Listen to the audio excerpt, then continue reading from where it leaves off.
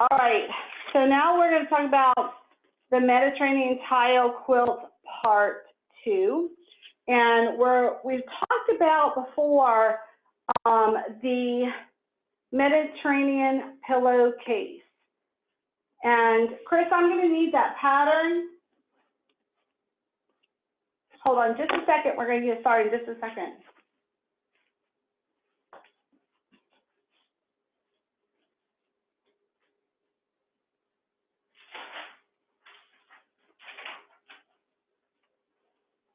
Okay, now we're ready. Sorry, I had a pattern with me. Okay, so you will need the Mediterranean Tile free pattern. You can download it or you got a copy with your quilt. And we're going to talk about tonight both the pillow sham that's coming up, the pillowcase, and also the layout of this quilt. So we've had a lot of discussions about this quilt. I've received a lot of PM messages about the Mediterranean Tile quilt.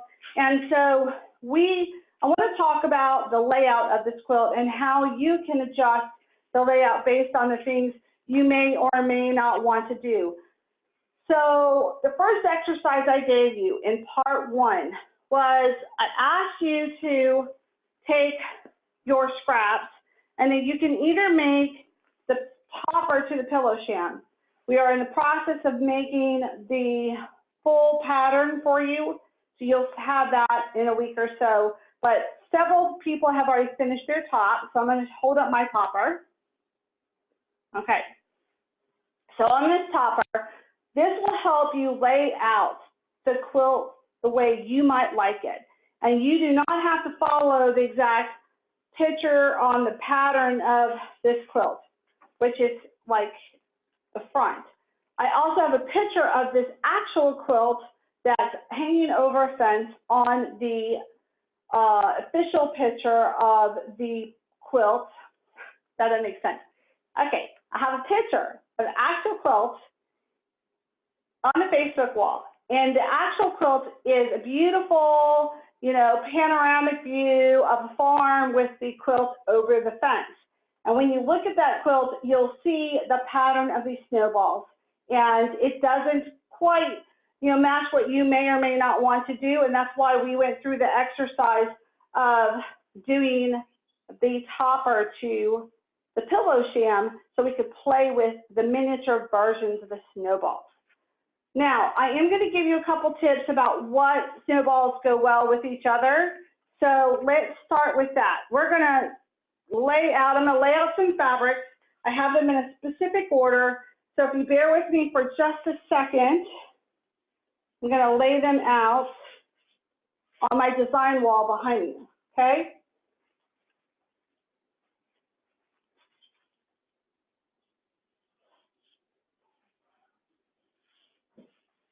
So just, you guys can bear with me for a second. You can go grab your pattern while I do this.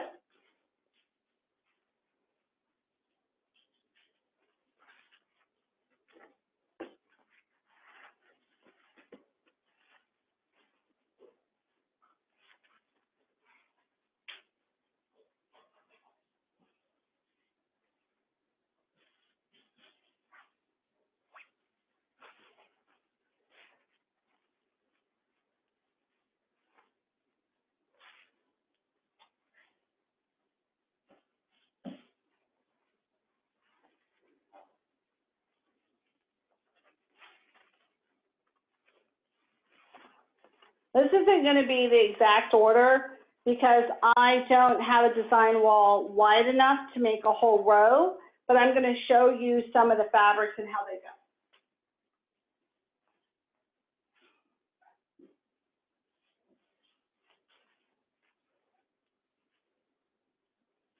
Now, I'm not sure if you're going to be able to see the top of the design wall, so I'm going to put my row 1 on row 3 real quick.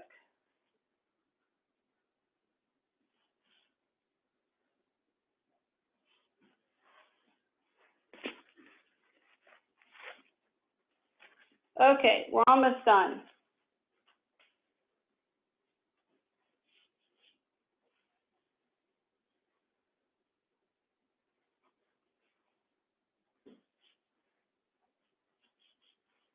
Okay, we're getting close. We're almost there. Just bear with me. You can be pulling and looking at your fabrics while I'm doing this if you want. Okay.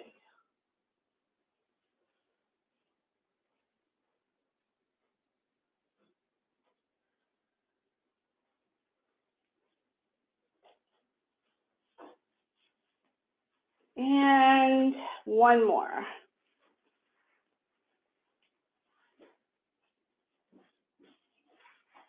Let's do two more.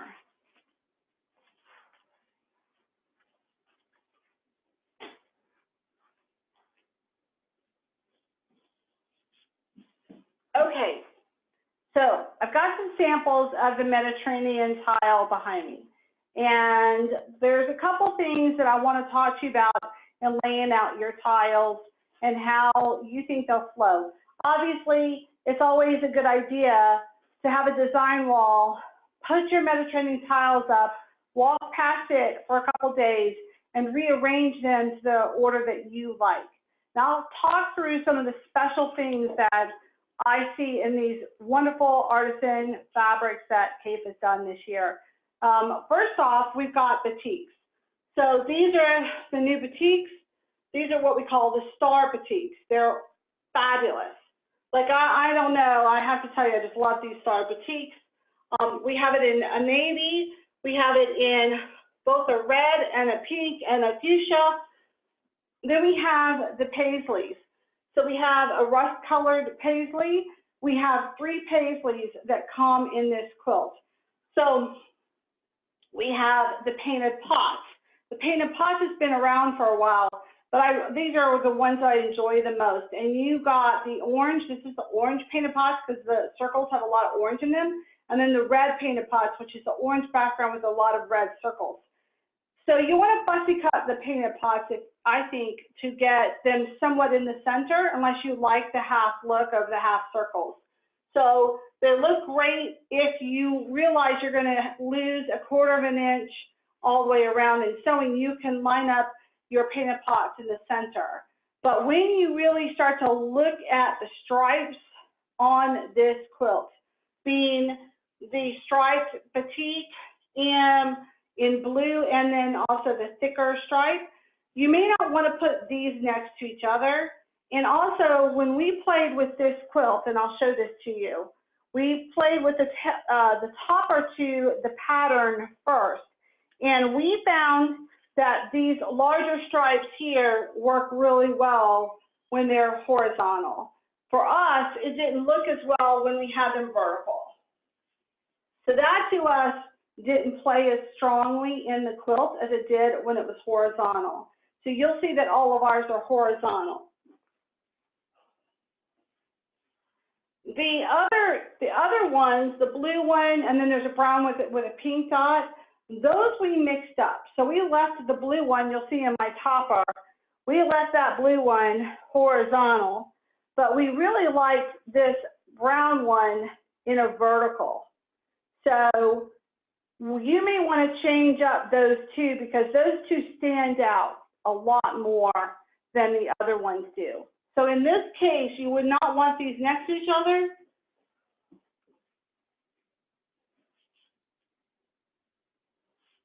And this one can go vertical or horizontal. But one of the nice things that you can pay attention to by laying out your quilt is the number of repeats that you have, and also the repeats on a row and a column. And we talked about this last week when we did the cathedral tile quilt using Tula Pink Suma fabrics. We talked about really paying attention to the repeat of a pattern or a colorway on a row or a column. And I think this also, is significant enough that you should really kind of play with that on your quilt as well. If you have a guest bedroom, you can go in there and put a white sheet down and lay out all your tiles and to the size of the quilt that you're going to be making, whether it be a twin, a queen, or a king. And I think you should do that. And then we also noticed that in the fern, there's a purple fern that has both orange and green leaves. So you'll really want to pay attention when you fussy cut that you fussy cut that accordingly. And then lastly, these stars, these beautiful batik stars. I wouldn't put them next to each other, but they are just amazing. The more that you can put of those in your quilt, the more you're going to enjoy this quilt, I think, because those are probably the best kept secrets of the batiks this year. They are not used that much. I'm probably going to put a lot of those star batiks in the pillow shams.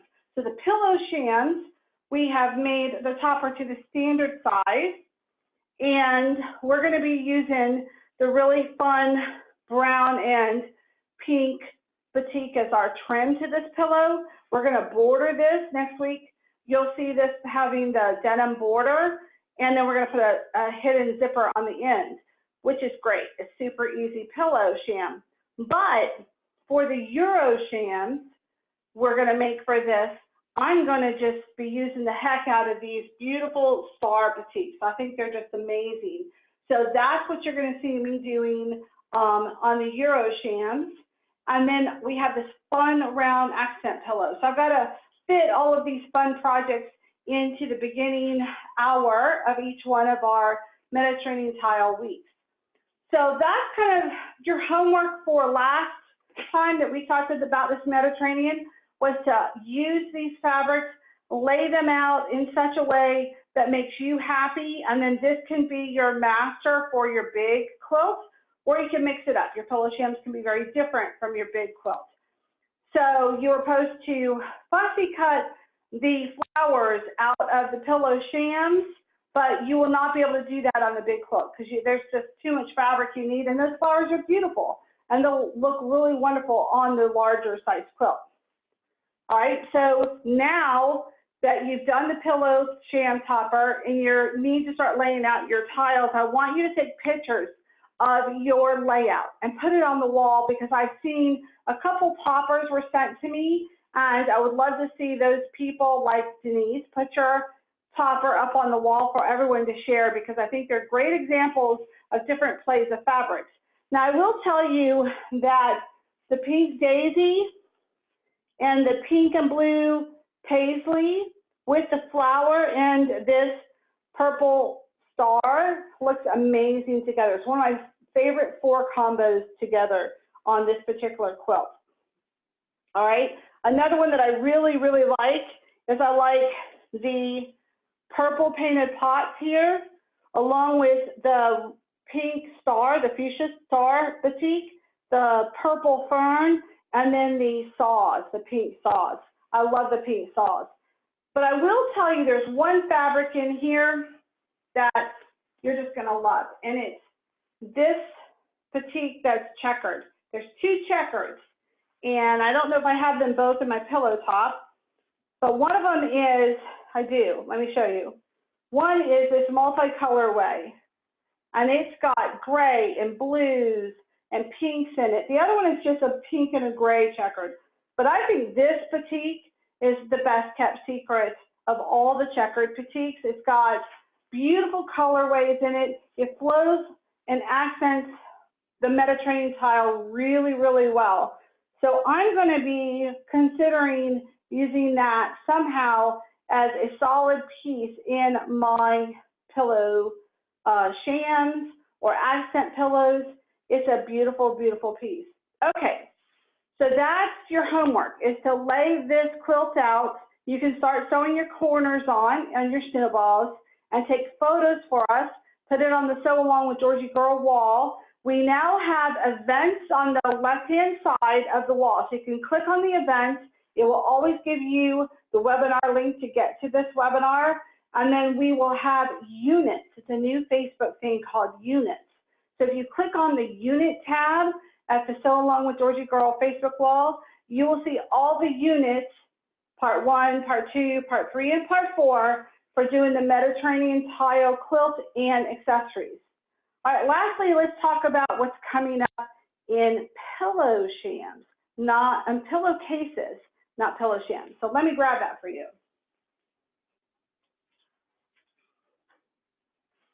Okay. This has been a very popular fabric.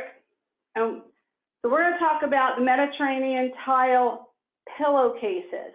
So we have the pillow sham, and now we're going to talk about pillowcases. So the pillowcase that I'm going to use is the blue Gerber Daisy, which I just love. And it is, you need a panel for the front and the back. And then I'm going to use this beautiful little Amish lace in the middle, and I'm going to make an end panel. So this piece, if I'm matching it exactly to my current pillowcase, my current pillowcase is been folded a lot, so it's not super straight and ironed. But what's really neat about this pillowcase, so in part one, we talked about this beautiful pillow sham that we're designing and the layout and playing with this layout. You're supposed to be making your homework, which is the pillow sham top. And then we're going to be putting a border on here that's the denim fabric. And you can also, you know, do the binding in that denim fabric. And the back panel is the wonderful backing that also comes on the pillow quilt, the Mediterranean Tile Quilt. So that homework is from last week. Make your pillow sham tops. These are 4.5-inch squares to start with, sewn down to 4 inches finished, with a 1 3/4 square for the snowball corner.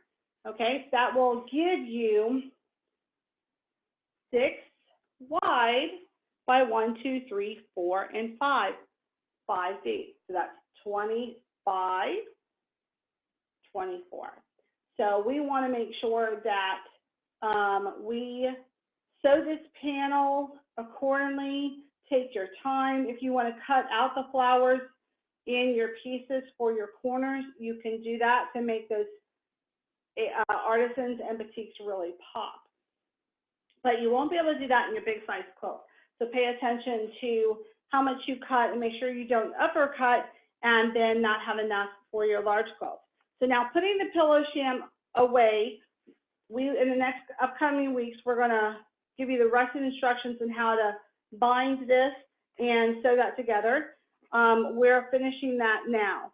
We will also be making coordinating pillowcases, utilizing a standard pillowcase that has an end piece to it.